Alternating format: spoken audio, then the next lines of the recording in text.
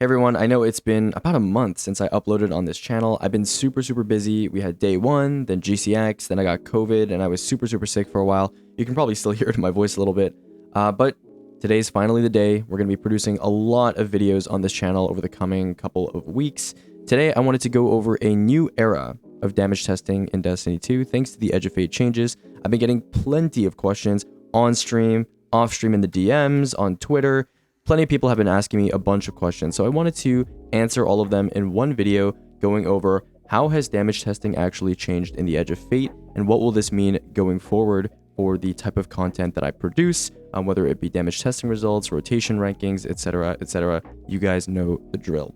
So, without further ado, let's go ahead and get started.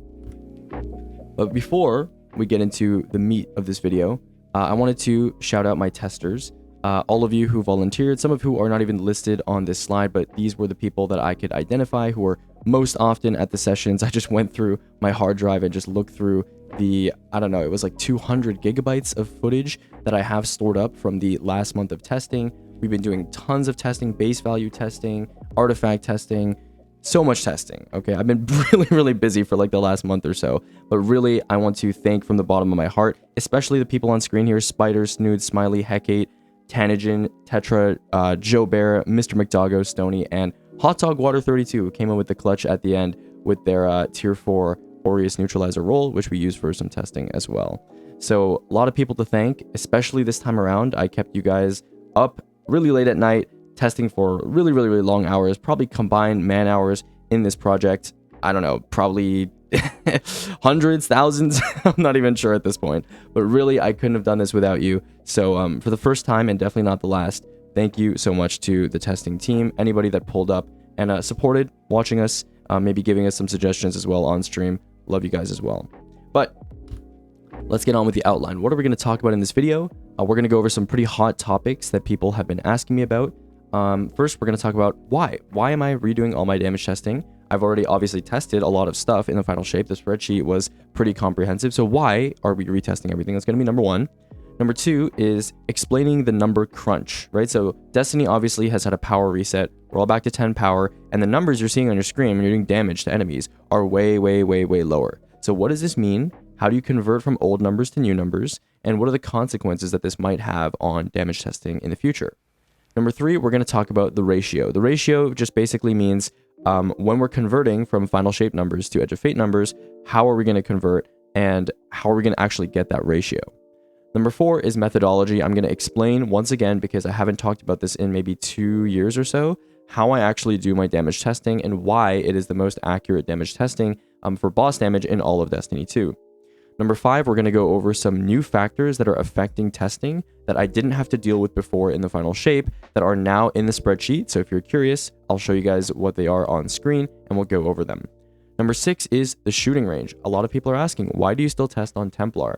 I'm going to explain why the shooting range is not perfect yet, what maybe could be improved, and a couple other things, a couple little details that you might not know about the shooting range that explain why I'm not using it. And then finally, number seven, system changes. So a couple things in my spreadsheet that, overall, now that I have the chance to redo everything, I've tweaked them a little bit to my liking and to the liking of other people who have provided me some feedback over the years. So that's it for the outline. Let's go ahead and move on to our first slide, which is going to be why. Why are you doing all this testing again? So the first point is every new DLC, historically, I've been testing across Lightfall to Final Shape, Witch Queen to Lightfall, Final Shape, and now into the Edge of Fate. Historically, Bungie has stealth buffed and stealth nerfed and stealth changed interactions that are not in their patch notes between DLCs. So it's nice to be able to sweep through every weapon once again and check how much damage they're all doing to make sure that nothing was changed without us noticing. That's number one. Number two, there's a new number system. So it makes sense to kind of capture directly, rather than just converting everything, capture directly and exactly how much the game thinks every single weapon, ability, etc. in the game is doing to bosses. Number three is part of the reason testing took so long this time around is because I made a promise to myself that I would test literally everything. Okay, literally everything. There is Necrochasm base auto rifle damage in this testing data. There is Lumina base hand cannon headshot damage in this testing data. So literally every single exotic weapon in the game every legendary weapon archetype in the game, every ability that you can think of that might be used for damage, even pocket singularity damage is in this spreadsheet. So I tested everything. And so universal coverage was another goal that I had going into this DLC. In the previous DLC in Final Shape, if you looked at the spreadsheet, you probably noticed there was a couple things missing that were maybe not necessarily relevant for boss damage, but were missing nonetheless. Next, we have the crunch. There's two consequences to the crunch. As you can see here, I'm shooting Templar here with the Antidate, the new raid SMG, and these numbers are looking very low compared to what you would expect from an SMG in the Final Shape. So what is the crunch and how does it actually affect testing? So Bungie reset power, and now, the damage that we do to raid bosses is still relatively equivalent. And we'll talk about that when we get to boss health in a different video. But for the most part, there's two main consequences when it comes to damage testing.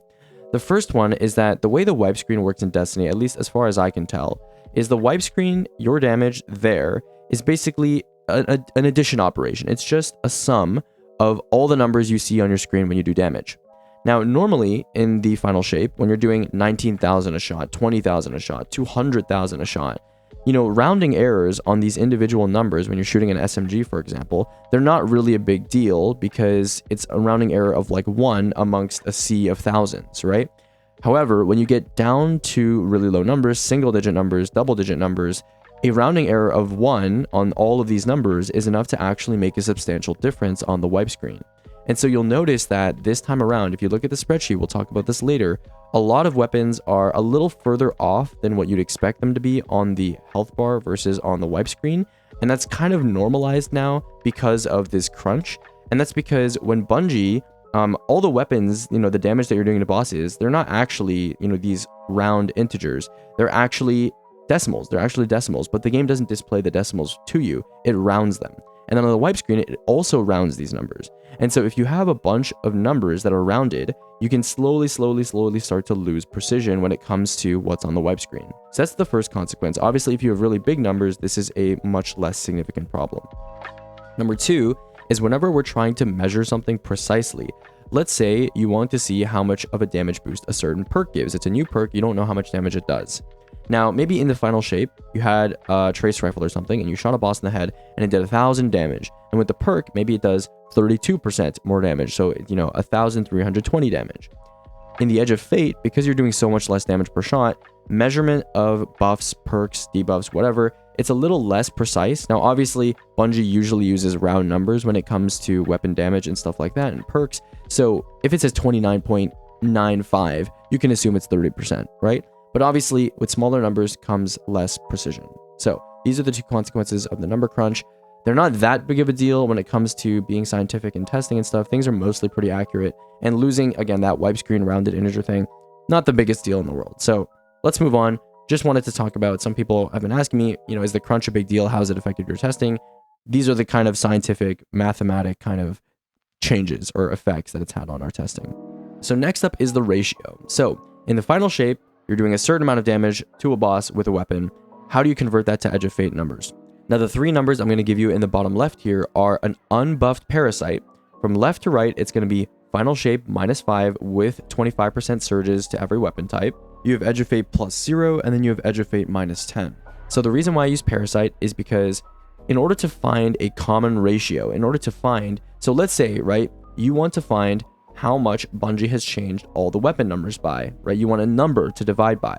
Well, there's two ways of doing this. Mossy, he's done power calculations, and he gave me a ratio that I should use to estimate how much I should divide every number by in the Final Shape to reach Edge of Fate numbers. But I also, right, what I did is I went in, I tested every single weapon in the game, and I looked at what ratio was common among most weapons, right? Because obviously some weapons were buffed and some were nerfed, so those are not reliable sources to use as your ratio, right? Parasite was not buffed or nerfed when it comes to damage per shot in the Edge of Fate. So I just used Parasite because Parasite has a very high damage per shot value.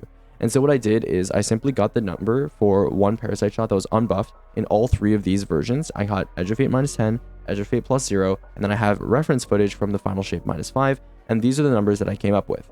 So the ratio for at least +0 raids is going to be 104,237 to 2,032, or approximately 1.95%.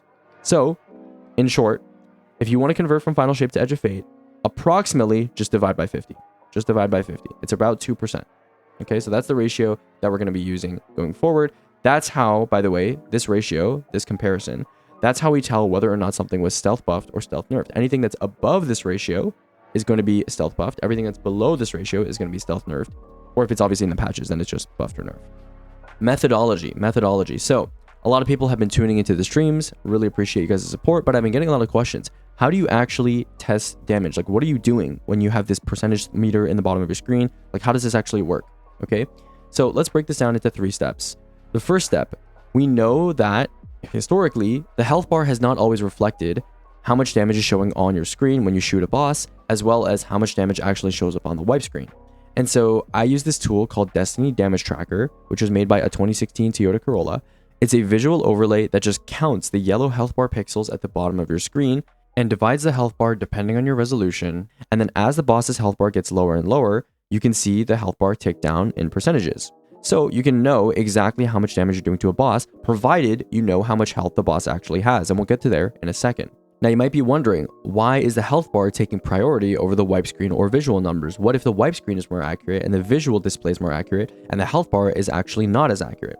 Well, as we've seen in the past from, pack hunter chunking and stuff like this, when the health bar actually depletes and reaches 0, as long as the boss's health bar is being updated by like melee damage or something like that, the boss will die. So the health bar is accurate. We know that to be a fact, even when the wipe screen isn't displaying all the numbers or the correct numbers that it should be. So that's step 1. Step 2, like I mentioned, is you need to actually know the boss's health. As you can see in the first screenshot here, if you take a look, I know Templar's health. It's 182,596 or something like that.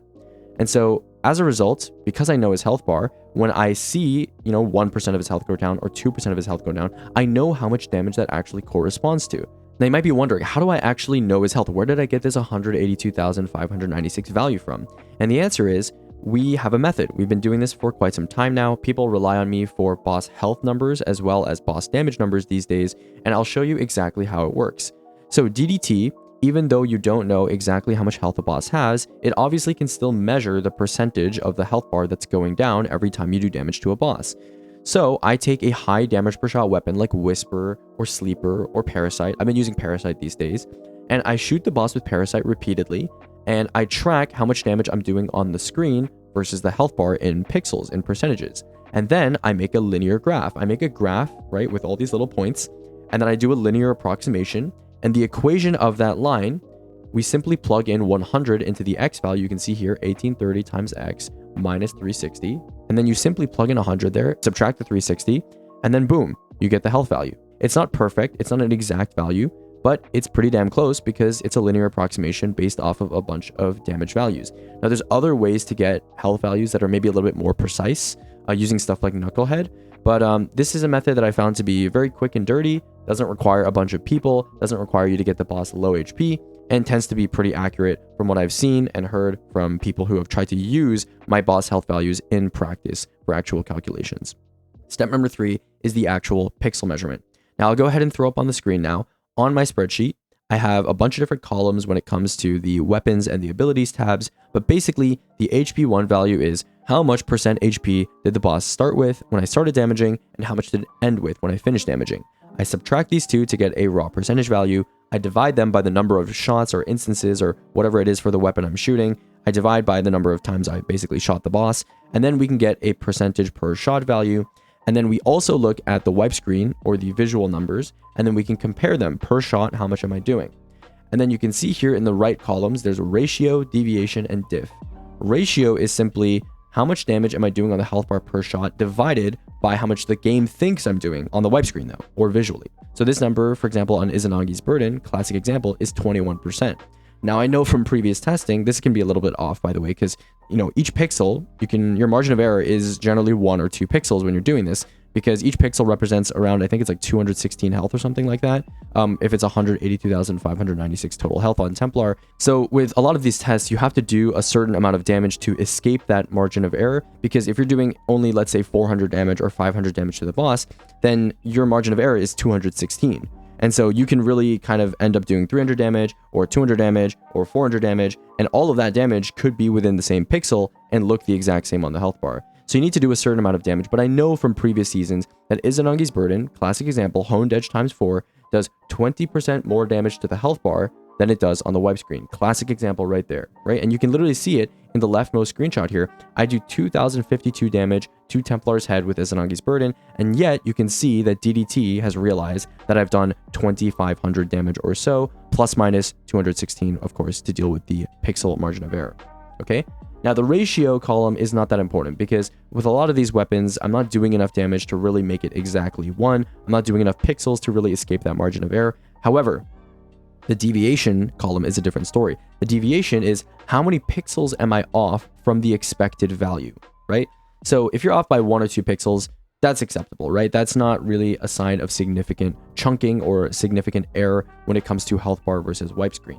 However, if you're 10 pixels off like you are with Izanagi's Burden, that's enough of a margin of error that there is a problem there. And there is some genuine, disparity between the actual damage you're doing to the boss versus what the game thinks you're doing on the wipe screen. Okay. And then finally, I made a diff column. This is specifically comparing known final shape values versus currently measured edge of fate values. You can see here Izanagi's Burden with a hone times 4 is exactly 1.000, which means it was not buffed or nerfed. Unbeknownst to us, but obviously there are other weapons here that were buffed or nerfed. You can see Icebreaker with Shatter Ignitions was buffed by like 50%. Might be due to, some of these changes might be due to like how I measured stuff. We'll go over that in a future video. But just kind of so you guys understand what those columns are and what they mean, they are there for your viewing. Okay, let's move on. Next, we'll talk about some new factors. So you might have noticed there's there's a lot of extra columns in my weapons and abilities tabs this time around. And so I'll discuss some of these factors that have made testing a little bit more annoying and how I've dealt with them.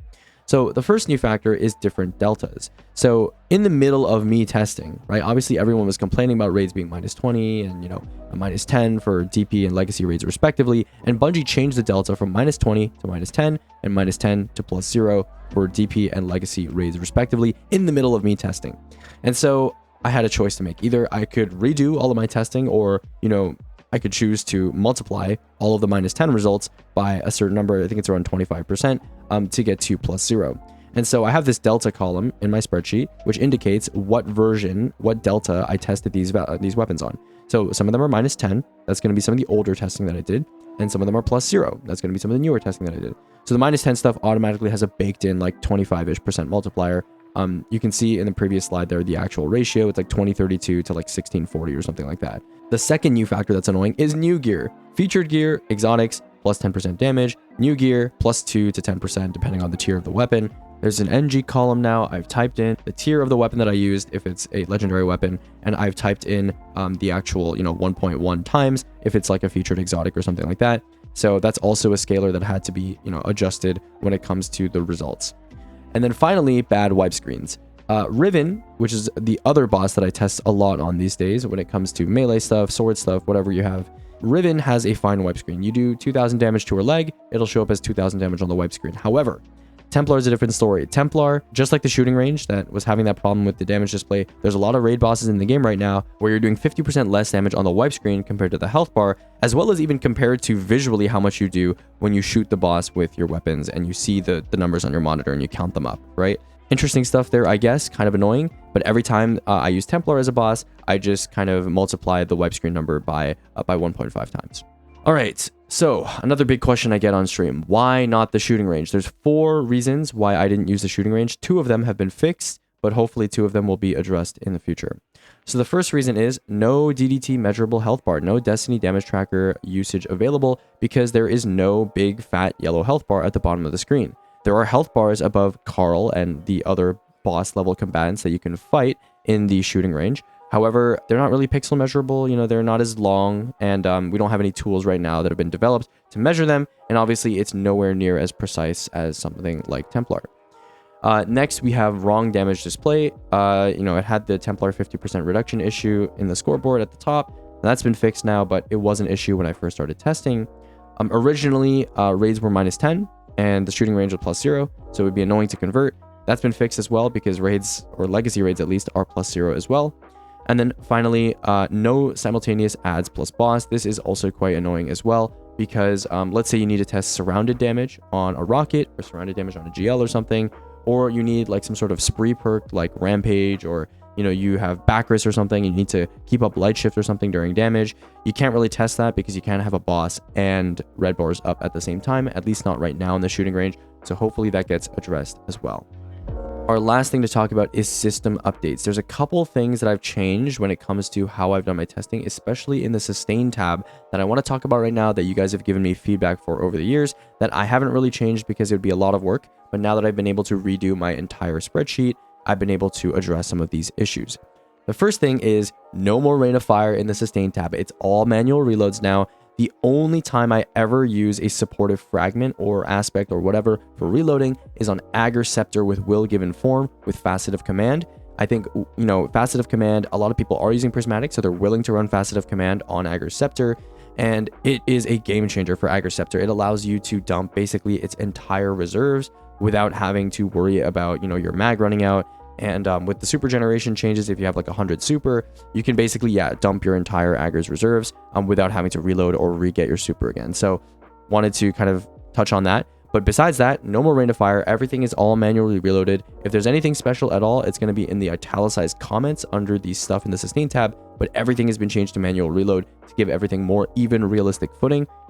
Even though the sustain tab is, designed to be a showcase of how much damage you can do with a single weapon, I thought it was a lot more realistic, and so did a lot of other people, so I implemented this change. Next up, we have no more weapon-based fragments. So in the past, when I did damage with like Salvation's Grip or something like that, I would include Whisper of Fissures or Facet of Ruin. However, a lot of these weapons, for example, like solar weapons that do Scorch, I didn't include stuff like Ember of Ashes or Facet of Ruin or Whisper of Fissures, depending on the weapon type. For example, Dragon's Breath, I think I included an Ember of Ashes entry and a non-Ember of Ashes entry. So for the most part, though, I didn't test weapons with Whisper of Fissures or Facet of Ruin because a lot of these weapons, you're often going to be using them on subclasses where you don't have access to those fragments anyway. This is different from abilities. In abilities, because when you're on a stasis subclass, throwing Glacier Grenades, for example, if you're throwing Glacier Grenades for damage for whatever reason, you're going to have access to Whisper of Fissures. And so it doesn't make sense to not test with Whisper of Fissures in those particular instances. But weapons exist separately from subclasses. So I decided, in the default case at least, sometimes I test with and without, but it's always going to be without by default. And then finally, reserves are gone. Reserve mods are gone. And so a lot of these weapons that you see in the sustain tab, the total damage has changed drastically. And so I've obviously had to adjust for the total number of shots on a lot of these weapons that we have come to know and love with a certain number, whether it's with 3 reserve mods, 0 reserve mods. Basically every weapon in the game had its total damage changed. So that's about it for now. I know a lot of you guys were asking me a ton of questions about testing, about how I do my testing, about why I do my testing. And hopefully this has answered a lot of your questions. We have a lot of content, a lot of videos coming down the pipeline. I have spent literally like 3 weeks, 4 weeks testing, and hopefully I have a lot of stuff to talk about to show for it. So I'm excited. Hopefully you guys are excited, and I'll see you guys in the next one.